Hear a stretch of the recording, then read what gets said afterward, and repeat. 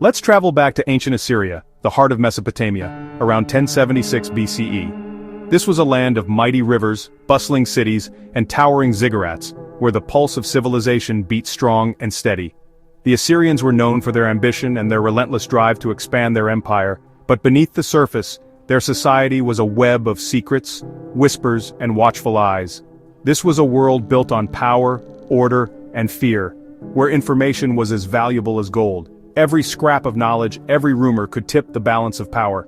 Merchants traded not just goods but news and gossip, and even the smallest detail could be a weapon in the right hands. The Assyrians mastered control, not just with armies, but with strict rules that governed every detail of life.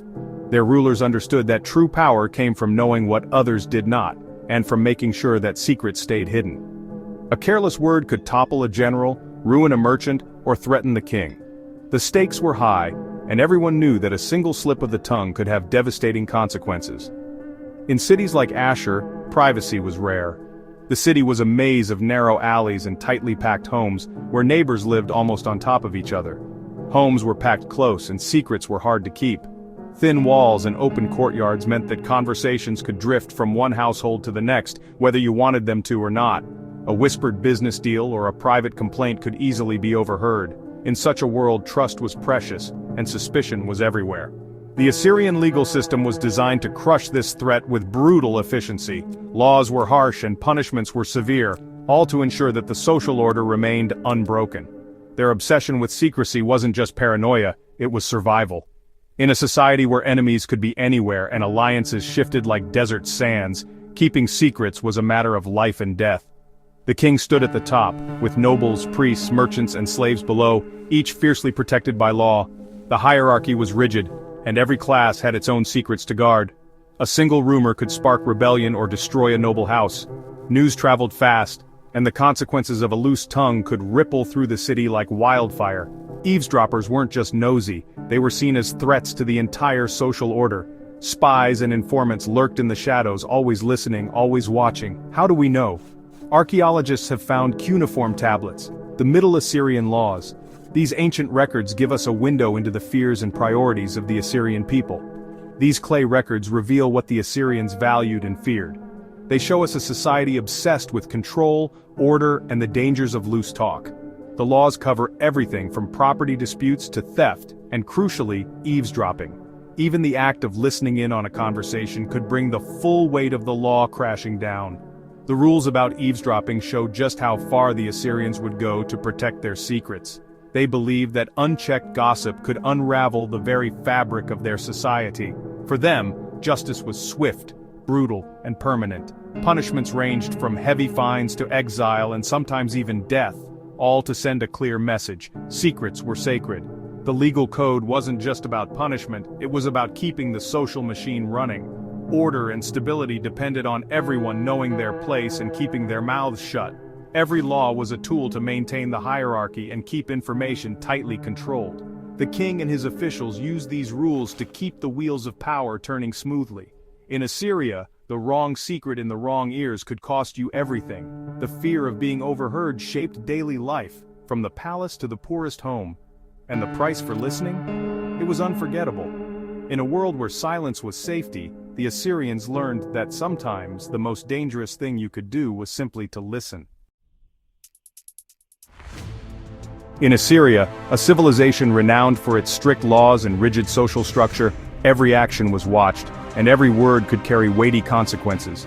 Your place in society defined your entire life, dictating not just your job or your clothing, but even the conversations you were allowed to hear.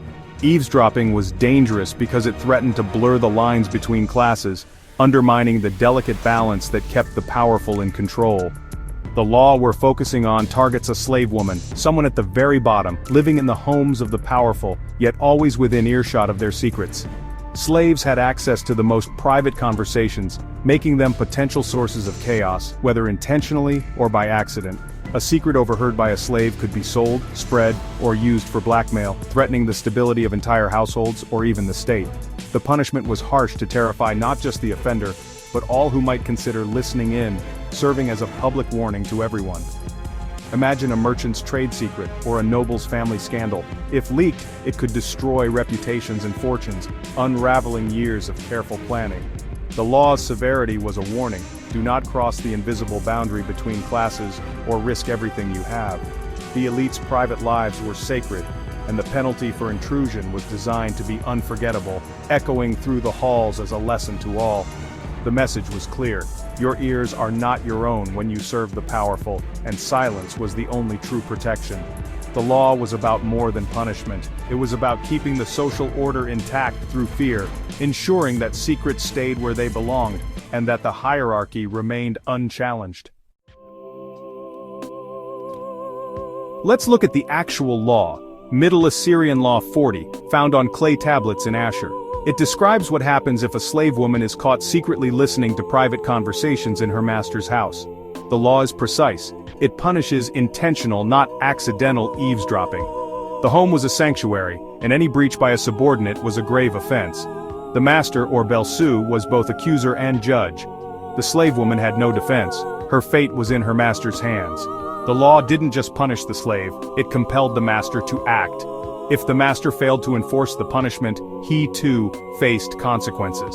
The state's interest was clear: social order had to be visibly and violently maintained. This wasn't just about one household, it was about reinforcing the hierarchy across the empire. The law was a tool for both control and spectacle. Everyone from slave to master was reminded of their place. The punishment for a slave woman who broke the law? Mutilation, specifically, the brutal act of cutting off her ears. This was not a punishment handed out lightly, nor was it a private affair. It was a calculated, deliberate act meant to leave a permanent mark. This wasn't a fine or a simple beating, it was a punishment that was permanent, public, and deeply symbolic. The entire community would know what had happened and why. The ears were seen as the tools of her crime. Perhaps she listened to forbidden words or passed on secrets, so they were taken from her as a form of retribution. The act was likely performed in front of others, turning the punishment into a public event. It served as a warning to every onlooker, a message that no one was above the law. Sometimes the punishment could be even more severe, cutting off the nose or lips depending on the crime or the whim of the authorities. These disfiguring marks were impossible to hide, branding the offender for life. Every scar told a story of pain, shame, and lost status. The mutilation was both a personal punishment and a public spectacle, designed to reinforce the power of the state. It turned the slave into a living warning for others, her body a canvas of state authority and cruelty. The pain was excruciating and the risk of infection or death was high. Medical care was primitive, and suffering was part of the intended punishment. The goal was to inspire fear and obedience, not just in the punished woman but in everyone who witnessed her fate or heard about it. The law made sure the consequences were unforgettable, etching terror into the hearts of the lower classes. The mutilated face was a constant living reminder of the power and reach of Assyrian law. This was state-sponsored terror, a system designed to keep the lower classes in line and maintain strict social order. In Assyria, the price of listening, or simply being accused, was a lifetime of shame, pain, and isolation. The law didn't just punish the slave, it forced the master to act. The master had to accuse and punish his own slave, no matter how uncomfortable. Ignoring the crime wasn't an option, the state demanded public justice. This made the master an enforcer of the king's law, not just his own household. Carrying out the punishment reinforced his authority, but also his loyalty to the state. Failing to act could damage his reputation and invite scrutiny. The ritual of punishment reminded everyone of the gulf between master and slave. The master's role was both a privilege and a burden. He had to prove his obedience to the law. In Assyria, even the powerful were bound by the demands of the state. What if the master accused his slave but then refused to punish her? The law had an answer. The master himself would be punished. He'd pay a fine and lead and have his own lips struck, a public humiliation. This showed that no one was above the law's reach. The state's authority was absolute. Even leniency was punished. The law forced masters to follow through, making accusations a serious matter. The system only worked if the threat of punishment was real and consistent. The spectacle of justice had to be maintained, no matter who was involved. The law was a tool for the state to control everyone, not just the slaves. Assyrian punishments were loaded with symbolism. Cutting off ears, nose, or lips wasn't just about pain, it was a message carved into flesh. The punishment fit the crime ears for eavesdropping. Mutilation was a form of social death, branding the offender forever. A mutilated face meant permanent exclusion from society. The shame lasted long after the wounds healed. The face is identity. To disfigure it was to erase a person's place in the world. The punishment was a warning to all, visible, unforgettable, and deeply feared. The state used mutilation as propaganda, making the consequences of disobedience impossible to ignore. The law's message was clear: obedience or exile, fear or shame. The mutilated became living reminders of the state's power. In Assyria, the law spoke through scars.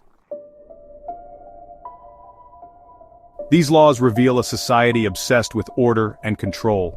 Law 40 was a warning: know your place or suffer the consequences. The private lives of the elite were fiercely protected, and fear was the main tool of enforcement. Punishments were designed to terrify, not just correct. Stories of mutilation spread quickly, keeping everyone in line. The law exposed the anxieties of the ruling class, their fear of secrets and social upheaval. Even masters faced punishment for disobedience, showing the state's total control. The law demanded loyalty above all else. In Assyria, the social order mattered more than any individual. The law's violence was a constant reminder: step out of line, and you pay the price.